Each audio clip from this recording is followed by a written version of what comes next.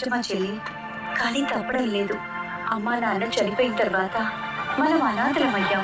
కలిసి రాని వ్యవసాయం కోసం అమ్మా నాన్న చేసిన అప్పుకు పాత ఇల్లు సరిపోతుందని వడ్డీ వ్యాపారి లాక్కున్నాడు.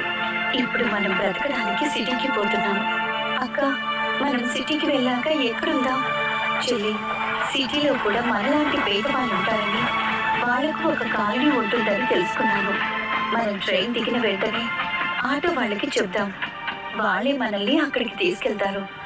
సరే అక్క, ముందుగా మనం ఉండటానికి చిన్న గది దొరికితే చాలు. ఆ తర్వాత ఏదో ఒక పని చూసుకోవాలి. అసలే మన దగ్గర డబ్బులు చాలా తక్కువగా ఉన్నాయి. భయపడకు చెల్లి, మనం అనాథలమే కావచ్చు, కానీ బలహీనులం కాదు. మనం కష్టపడి పని చేస్తే తప్పకుండా బ్రతకగలం అని ధైర్యం చెప్పింది. కొద్దిసేపు ఇద్దరు నిశ్శబ్దంగా కూర్చున్నారు. ట్రైన్లోని జనాలు తమ తమ పనుల్లో ఉన్నారు. కిటికీ నుంచి వస్తున్న చల్లని గాలికి హరితకి నిద్ర పట్టింది. చంద్రిక కిటికీ నుంచి బయటకు చూస్తుండగా ట్రైన్ ఒక స్టేషన్లో ఆగింది. నేను వెంటనే వెళ్ళి నీళ్లు పట్టుకొస్తాను.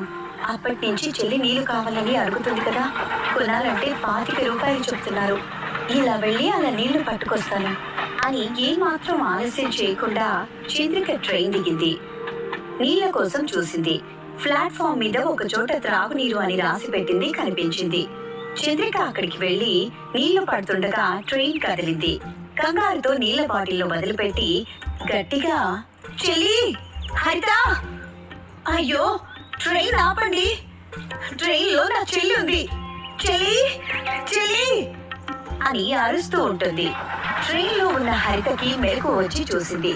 ప్లాట్ఫామ్ మీద పరిగెత్తుతూ చెల్లి చెల్లి అని అరుస్తూ ఏడుస్తున్న అక్క చంద్రిక కనిపించింది. కంగారు పడుతూ, అయ్యో మా అక్క ప్లాట్ఫామ్ మీద ఉండిపోయింది, దయచేసి ఎవరైనా ట్రైన్ ఆపండి అని బ్రతిమాలుతూ ఉంటుంది. వచ్చింది. హరిత భయంగా చూసింది. ఇలా చూడమ్మాయి, నేను డాక్టర్ని, పేరు శ్యామల.